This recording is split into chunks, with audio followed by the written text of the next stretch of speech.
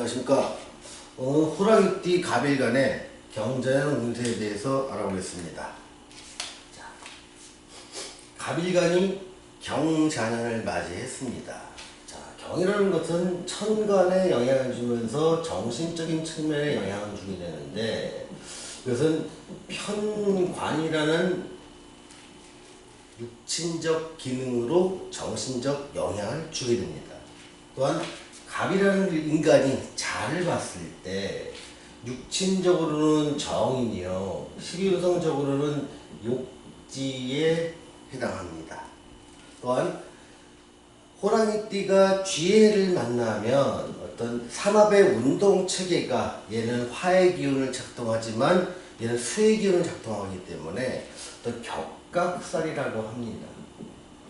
보통 격각살의 운이 들어왔을 때 우리는 쉽게 말해서 이동수가 있다라고 얘기를 하게 됩니다. 또한 쥐의 강하게 쓰는 것, 장점인 것은 임과 개가 지칭하는 어떤 인성 쪽에서는 장점이 있고요.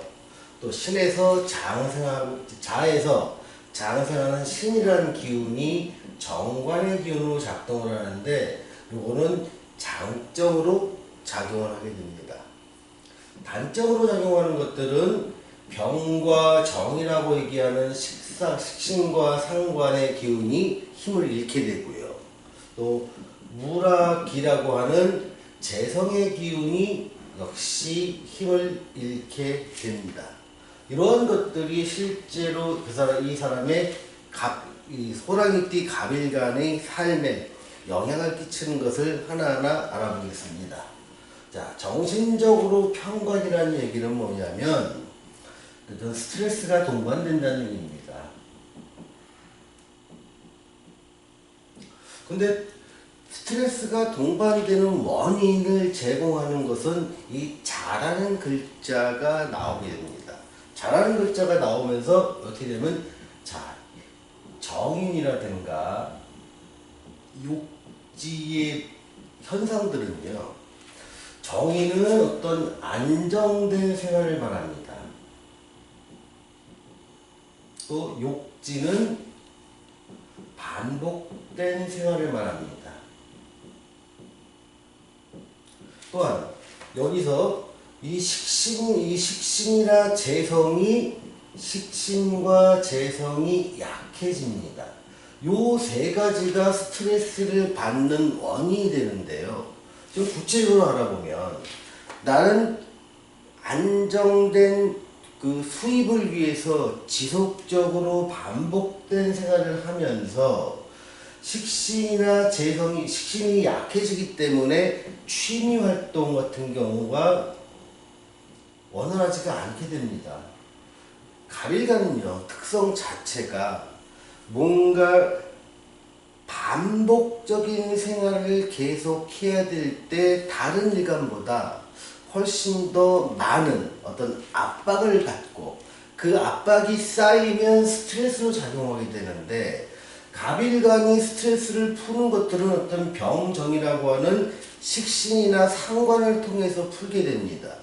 그런데 식신이나 상관이 매우 약해지니까 내 활동력은 의도적이든 또 의도하지 않았던 간에 활동력이 약해지게 됩니다. 활동력이 어떤 직장생활 하시는 분이라면 이게 취미 활동이 될 수 있습니다. 직장생활을 하면서 내가 취미 활동을 같이 병행하면서 직장 세계에 쌓였던 스트레스를 풀거나, 아니면 취미 활동에서 내가 뭔가를 배우고 익히고 직장생활 외에 뭔가를 배우는 것들이 있다면 그걸 통해서 내 스트레스가 해소 방편이 되었었는데, 그것이 활동력이 저해되고 취미 활동이나 배우는 활동이 잘 못하게 되니까 나는 계속적인 직장 생활을 하면서 어떤 반복된 생활 속에 다가오는 스트레스는 나한테 커다란 압박으로 작용하더라. 그러면 직장 생활이만 그렇냐? 실제로 안 그렇습니다. 내가 만약에 자기 사업을 하시는 분이라면 내 사업에 어떤 재성이 약해지기 때문에 수입은 점차점 줄어들고 이 수입을 커버하기 위해서 제2의 직업을 갖거나 또는 내가 휴일에도 또 그전에는 일주일에 한 번씩 쉬었다면 쉬지 못하는 날이 연속됨에 따라서 그것이 반복된 생활로 오고 그것이 갑갑한 스트레스로 작용을 하는 것이지요. 이럴 경우에 보통 좋은 사람과 나쁜 사람이 있습니다. 내가 활동이 필요치 않은 사람 같은 경우에는 상당히 자원을 잘 쓰겠지요. 자, 활동이 필요치 않은 사람은 어떤 사람이 있을까요? 적극적인 영업활동이나 생산활동하지 않는 사람 같은 경우에는 가령 사업을 하는 사람이면은 내가 시설을 만들어 놓고 사람들이 이용하게 하는 업태 같은 경우가 있습니다. 가령 내가 독서실을 운영하거나 아니면 건물 임대업을 하거나 아니면 시설 임대업 중에서 어떤 인도 골프 시설을 하거나 노래방 같은 걸 운영하거나 아니면 코인 세탁업을 운영하거나 아니면 내가 시설을 갖춰놓고 사람들이 그 시설을 쓸 수 있도록 쓰는 요금을 받는 사람 같은 경우는 굳이 활동력을 필요하지 않지요. 이 활동력은 단지 자기의 취미활동 정도는 가능하지만 내 업에 대해서는 큰 영향을 안 미칠 수가 있지요. 그리고 목욕탕 사업을 하거나 모텔 사업을 하거나 호텔 사업을 하는 사람 같은 경우에는 이 식지나 상관이 좀 작아져도 재성이 좀 약해진다 하더라도 내 기본적인 활동의 환경이 재성이나 식신을 기반으로 하지 않고 인성을 기반으로 하기 때문에 이런 해에는 오히려 그냥 나도 모르게 그냥 지나갔어. 남들은 다 어렵다고 얘기하지만 사실 나는 그게 어려움 모르고 지나갔어. 이러한 현상으로 삶에서 나타나게 됩니다. 다음은 격각살을 좀 살펴볼 필요가 있습니다. 자, 격각살이라는 것은 실제 삶의 모습에서 굉장히 많은 영향을 미치게 됩니다. 이 격각살은 이동수라고 합니다. 또 변동수라고 합니다. 그런데 사주에 어느 위치에 있거나 인이라는 글자가 있으면 특히 연지에 있으면 보통 이동 같은 경우가 아주 오랫동안 근거로 했던 것의 자산 변동이나 직장 변동 이런 걸로 나타나기가 쉽습니다. 그래서 만약에 자산 변동이라면 오랫동안 팔리지 않았던 땅이라든가 건물이라든가 아니면 기타 어떤 판매를 원하는 어떤 권리 같은 것들이 있다면 이때 변동수가 있다고 보는 겁니다. 물론 인성의 기운이 많으니 내가 어떤 문서를 잡는 것 또한 가능하게 됩니다. 아무튼 이럴 경우에는 내가 이런 것들을 팔고 새로운 문서를 획득하는 이것도 가능하기 때문에 보통은 이럴 경우에는 기존의 것을 팔고 새로운 것을 사는 이런 형태로 나타날 가능성이 굉장히 큽니다. 또한 보통 이 이동수라는 것들이 주거의 이동도 포함됩니다.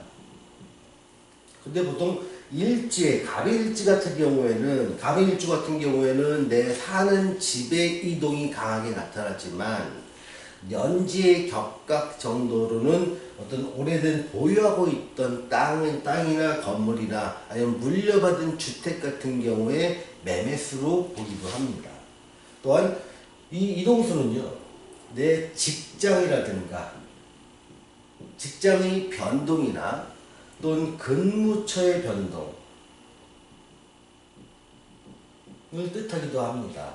그래서 오랫동안 내가 근무했던 직장에서 지역이 바뀌어오는 경우도 있고요.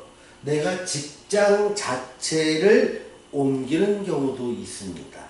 그러면서 이런 것들이 일어남에 따라서 그 일을 하는 과정 속에서 편구하는 그 일이 수월하게 이루어지지 않고 어느 정도의 스트레스를 동반하고 자꾸 신경 쓰일 일이 만들어진다라고 경자년을 해석할 수가 있는 것입니다.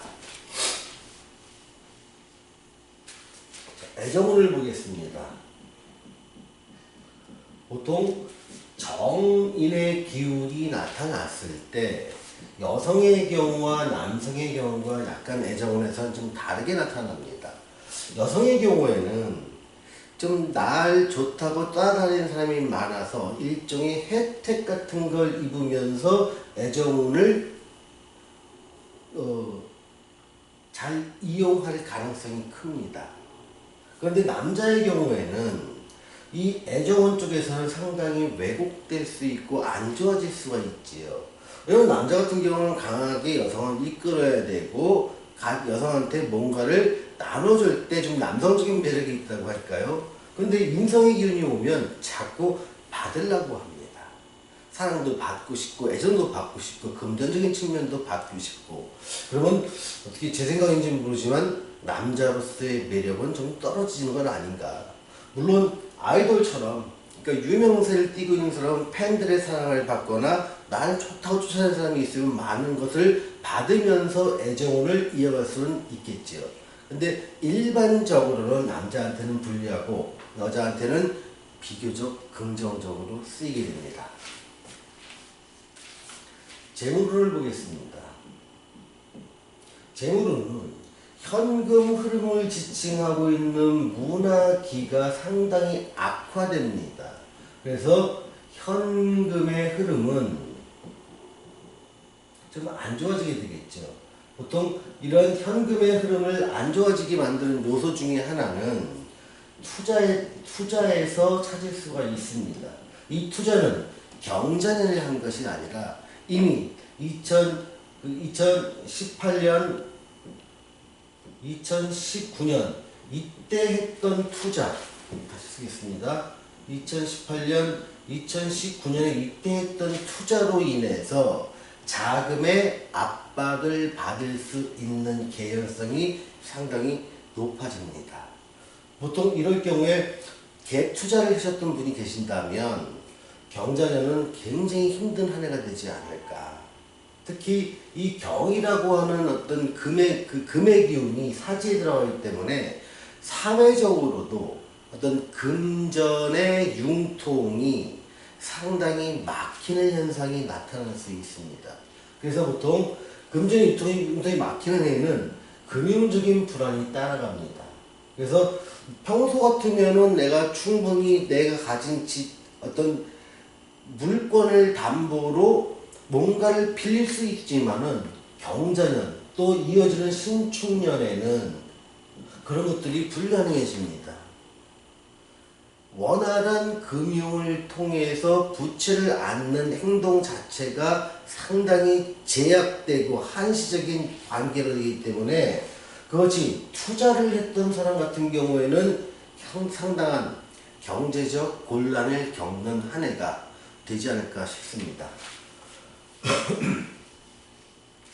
취업운을 알아보겠습니다. 자, 취업운 쪽에서는 보통 인성과 정관이 강해질 때 취업운은 매우 좋다고 말씀드릴 수 있습니다. 특히 정관이 강해지는 시기고 인성이 안정되는 시기이기 때문에 내가 희망하는 남들 보기에 좀 번듯한 직장, 그래서 약간 눈높이를 올려서 취업을 하셔도 무방하게 취업은 될 것으로 보입니다.